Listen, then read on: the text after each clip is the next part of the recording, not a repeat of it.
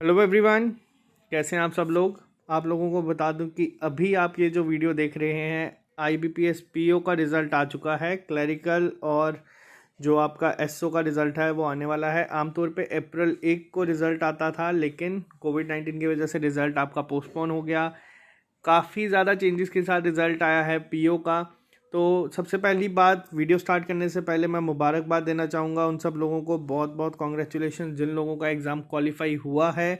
आप लोगों की जितनी मेहनत थी आपको उसका रिज़ल्ट मिल गया है, आपको, आपकी फैमिली को, सब लोगों को। क्योंकि ये मूवमेंट मैंने भी जी है, मुझे पता है कि कितनी ज़्यादा खुशी होती है जब आपका फाइनली कोई एग्ज़ाम क्वालिफाई हो जाए, जब आप इतनी मेहनत करें और आपको रिज़ल्ट मिले उस चीज़ का। तो आपकी खुशी से ज़्यादा खुशी आपको आपकी फैमिली की होती है। लेकिन ये वीडियो मेरी उन लोगों के लिए नहीं है, उन लोगों के लिए मेरे को दिल से बहुत खुशी है जिन लोगों का क्वालिफाई हो गया है। बैंकिंग कल्चर में, बैंकिंग इंडस्ट्री में आप लोगों का स्वागत है। आप आए, देखें किस तरह से काम होता है। अब बात करते हैं उन लोगों की जिन लोगों ने आईबीपीएस का एग्ज़ाम दिया और कुछ रीज़न की वजह से जिनका एग्ज़ाम क्वालिफाई नहीं हो पाया। तो वो बच्चे मैंने आज देखा, मेरे कुछ दोस्त भी थे और कुछ मेरे साथ जो बच्चे बाकी स्टेट्स के हैं, जैसे झारखंड हो गए, छत्तीसगढ़ हो गए, वेस्ट बंगाल हो गया, गुजरात हो गया, तो उन लोगों का काफ़ी ज़्यादा डिमोटिवेट से हो गए हैं वो इस रिज़ल्ट के बाद कि अब जैसे सब चीज़ें ख़त्म ही हो गई हैं। तो ये स्पेशल वीडियो मैं उन लोगों के लिए लेके आया हूँ। शॉर्ट में बात करूँगा, बड़े भाई होने के नाते बात करूँगा। आज मैं कोई आपसे कोई एज ए फैकल्टी मेंबर बात नहीं कर रहा, मैं आज आपसे भाई के नाते बात करूँगा। तो जो चीज़ें मैं आपको समझाऊँगा आपको समझनी होंगी, तो इससे आपको चीज़ें करना इन फ्यूचर काफ़ी इजी हो जाएंगी। सबसे पहली चीज़, आईबीपीएस का रिज़ल्ट आया, लास्ट ईयर मेरा भी आया था, पीओ क्वालिफाई हो गया था, मैंने ज्वाइन नहीं किया था। वो सारी चीज़ें बात की बात है। आप लोगों का रिज़ल्ट आया, बहुत सारे चेंजेस हुए। जो मैंने एक्सपेक्टेड कट ऑफ बोला था वो मैंने वैकेंसीज और जो कट ऑफ मेंस का गया था उसके अकॉर्डिंग ही बताया था। लेकिन अब जो कट ऑफ गया है वो 44 प्लस गया है, जो कि अनएक्सपेक्टेड था।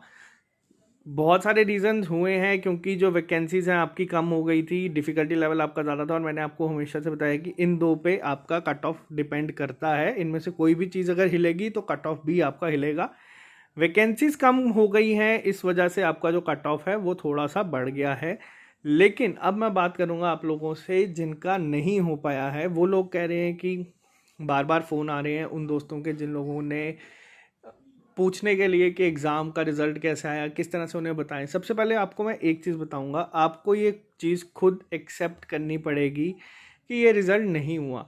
नहीं हुआ का मतलब ये नहीं है कि आप लोगों से हुआ नहीं। आप लोगों ने प्रीलिम्स दिया था, आप लोगों ने मेंस दिया था और आप लोगों ने इंटरव्यू दिया था, और उसके बाद किसी रीज़न की वजह से आपका नहीं हो पाया, जो कि कोई भी ऐसी बात नहीं है जिससे कि आप डिमोटिवेट हों।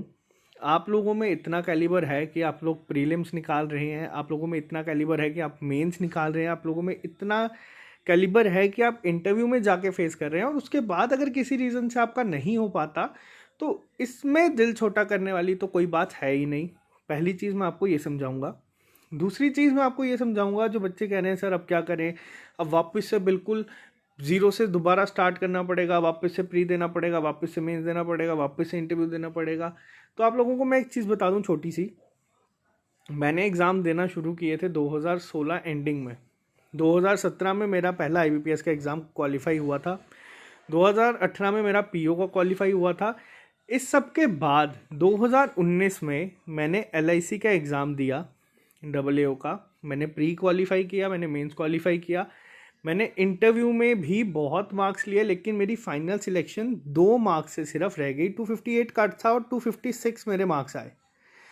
तो इस वजह से अगर मैं ये चीज़ सोचूं कि यार मेरा तो अगर इतना अच्छा चल रहा था, सब पेपर हो रहे थे, फिर ये एग्ज़ाम मेरा किस बेसिस पे रह गया, मैं अब क्या करूँगा, अब मैं क्या यहीं पे रह जाऊँगा जहाँ पे हूँ, क्या लाइफ में ग्रो नहीं कर पाऊँगा। ये सारी चीज़ें आपको दिमाग में आती हैं, आप लोग भी सोचते होंगे। लेकिन आपको बता दूं कि इस सब का कोई वजूद नहीं है। क्यों नहीं है? क्योंकि आप लोग क्या कर सकते हैं, आप लोग कर सकते हैं मेहनत, जो आप लोगों ने की है, तभी आप आज अपना रिजल्ट लास्ट राउंड तक आके चेक कर रहे हैं। और ये बिना मेहनत के यहाँ तक पहुँचना पॉसिबल ही नहीं है, आप लोगों को भी पता है जिस हिसाब से कंपटीशन चल रहा है।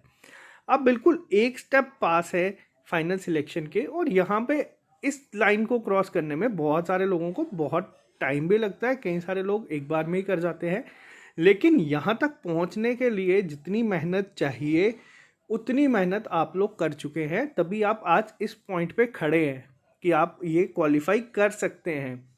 बहुत सारे एग्ज़ाम्स आते हैं, IBPS के अलावा SBI का हो गया, LIC के हो गए, RBI के हो गए, बहुत सारे एग्ज़ाम्स आपके सामने आएंगे। जिन लोगों ने तैयारी नहीं की वो कह रहे हैं हमने तैयारी छोड़ दी। आपको मैं बता दूं तैयारी छूटती नहीं है, तैयारी में थोड़ा सा गैप अगर जो पड़ जाता है उससे आप हार्डली 1 महीना दोबारा अगर पढ़ेंगे, जो लोग यहाँ तक पहुँचे हैं वो वापस से इस पोजीशन पर पहुँच जाएंगे कि आप ये चीज़ें क्वालिफाई कर सकेंगे और बहुत ही जल्दी कर सकेंगे।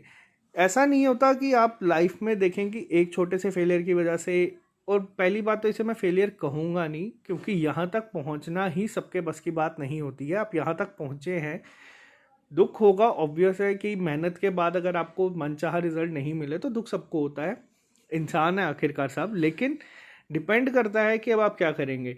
2 केसेस आपके सामने हो सकते हैं। पहला कि आप खुद को तसल्ली देते रहेंगे कि हाँ यार यहाँ तक पहुँच गए, मेहनत की थी, नहीं हुआ, ब्लेम करेंगे IBPS को कि उन्होंने वैकेंसी कम कर दी, ब्लेम करेंगे किस्मत को कि कोविड-19 की वजह से अब आगे एग्ज़ाम डिले हो जाएंगे। ये दूसरी चीज़ ये हो सकती है कि आप इस चीज़ को एक्सेप्ट कर लें। और आपको बता रहा हूँ जिस दिन आप चीज़ें एक्सेप्ट करना स्टार्ट करेंगे उसी दिन आप लोग मैच्योरिटी लेवल में भी ग्रो करेंगे और अपनी लाइफ में भी ग्रो करेंगे। क्यों ग्रो करेंगे? क्योंकि आप एक्सेप्ट कर रहे हैं ये चीज़ को कि हाँ कुछ कमी पड़ी जिसकी वजह से नहीं हुआ, वो कमी ढूंढें और उसको उसके बाद दोबारा तैयारी करें। बहुत सारे आज मैं दोनों टाइप के लोगों से कर सकता हूँ, जिनकी सिलेक्शन हुई है IBPS में, उन लोगों से भी कि उन लोगों के लिए खुशी का माहौल है, जो बहुत ही अच्छी बात है। उन लोगों की मेहनत का रिजल्ट उन्हें मिला है। ये फेज़ भी मैंने देखा है और मैंने वो फेज़ भी देखा है जब आप लोगों का बिल्कुल सिलेक्शन थोड़े से मार्क्स से रह जाती है। तो मैं आपको दोनों तरीके से गाइड कर सकता हूँ। पहली चीज़, जिन लोगों का हो गया है, जिन लोगों का फाइनल टारगेट ये था कि उनको बैंकिंग सेक्टर में जाना है और बैंकिंग में ग्रो करना है, अब आप लोग बैंकिंग सेक्टर में आ चुके हैं। बैंकिंग सेक्टर में आप ग्रो करें और कोशिश करें कि कल को जब बड़ी बड़ी पोस्ट होंगी उस तक आप पहुँचे। लेकिन जिन लोगों का नहीं हुआ उन लोगों को बता दूं कि आप लोगों के लिए एंड नहीं है किसी चीज़ का, इसे आप नई स्टार्ट करके कह सकते हैं और हो सकता है कि आपकी लाइफ में इससे बेटर कुछ लिखा हो। अगर आपकी लाइफ में कुछ इससे बेटर है तो आप जितनी मर्जी कोशिश कर लें आपको ये नहीं मिलेगा और आप इसमें नहीं पहुंचेंगे। बेटर चीज़ों के लिए आप क्या कर सकते हैं, वो है मेहनत, जो आप लोग करते आ रहे हैं तभी यहाँ तक पहुँचे हैं।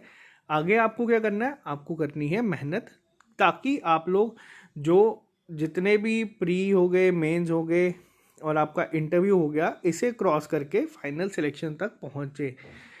वीडियो शॉर्ट में रख रहा हूँ, आप लोगों को बस ये बता रहा हूँ कि जिस किसी को भी डाउट है आप हमें मेरे को इंस्टाग्राम पे मैसेज कर दें। जिनका नहीं हुआ सिलेक्शन खासतौर पे वो, अगर किसी को भी कोई भी अभी प्रॉब्लम आ रही है, ये टाइम ऐसा है जिसमें आपको कई तरफ से देखने को मिलेगा। ये मिक्स्ड फीलिंग है, इस फेज से मैं निकल चुका हूँ तभी मेरे को पता है कि कैसा फील हो रहा है इस टाइम पे बच्चों को जिनका नहीं हुआ है। तो मैं आपको बस थोड़ा सा गाइड कर सकता हूँ, तभी मैं आज सिर्फ वीडियो इसीलिए लेके आ रहा हूँ ताकि आप लोग ये बात समझें कि सिलेक्शन नहीं होने का मतलब ये नहीं होता कि आप में कुछ कमी है। हो ये आप मान सकते हैं कि बाकियों की तैयारी आपसे थोड़ी सी ज़्यादा थी तभी उनका क्वालिफाई हो गया है और आपको नेक्स्ट एग्ज़ाम के लिए अपनी तैयारी उस लेवल पे लेके जानी है कि आपका भी हो जाए। तो वीडियो में सिर्फ इतना ही। अगर आप ब्लेम करना शुरू करेंगे तो बहुत सारी चीज़ों को आप ब्लेम ही करते रह जाएंगे। अगर आप चीज़ों को एक्सेप्ट करना शुरू करेंगे कि हाँ नहीं हुआ कोई बात नहीं, अगला एग्ज़ाम आएगा उसमें हम इसको कर देंगे, ये सारी चीज़ें जो भी यहाँ पे गलती हुई है उसको नेक्स्ट टाइम जो भी एग्ज़ाम होगा, कोई भी हो फिर वो, जो भी आप जिसकी भी प्रिपरेशन कर रहे हैं उस एग्ज़ाम में आप क्वालिफाई कर लेंगे। तो ये अप्रोच अपनी लेके चले, ये पॉजिटिव एटीट्यूड आप लेके चले, आपका हर एक एग्ज़ाम क्वालिफाई होगा। नहीं भी होगा तो तब भी फ़र्क नहीं पड़ेगा। एग्ज़ाम क्वालिफाई की अगर मैं बात करूँ तो मैंने PO और जो क्लर्क का क्वालिफाई किया था IBPS। अगर मैं कभी अपने फेलियर गिनने को बैठूं तो वो फेलियर की लिस्ट इतनी ज़्यादा है कि आप लोग काउंट भी नहीं कर पाएंगे कि कितने एग्ज़ाम्स में मुझे कहाँ कहाँ पे फेलियर देखने को मिला है और उसके बाद जाके ये एग्ज़ाम क्वालिफाई हुए थे।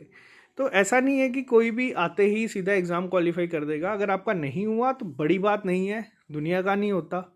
अगर हो गया तो तब भी बड़ी बात नहीं है, दुनिया का होता है। तो अपने आप को पॉजिटिव रखें, हर एक चीज़ को एक्सेप्ट करना स्टार्ट करें, तैयारी करते रहें, आपका एग्ज़ाम कभी ना कभी क्वालिफाई होगा। और जिन लोगों का आज सिलेक्शन रुका है उन लोगों को तब बाकियों से पहले ही होगा, क्योंकि आप लास्ट स्टेज पे हैं और आप लोग बहुत जल्दी इसे क्रॉस कर देंगे। आज के लेक्चर में सिर्फ इतना ही। आई होप आप लोग जल्दी से मेरी बातों को समझेंगे और वापस से चीज़ें स्टार्ट करेंगे और पिछली बार से डबल मेहनत के साथ। आज के लिए सिर्फ इतना ही। Okay guys.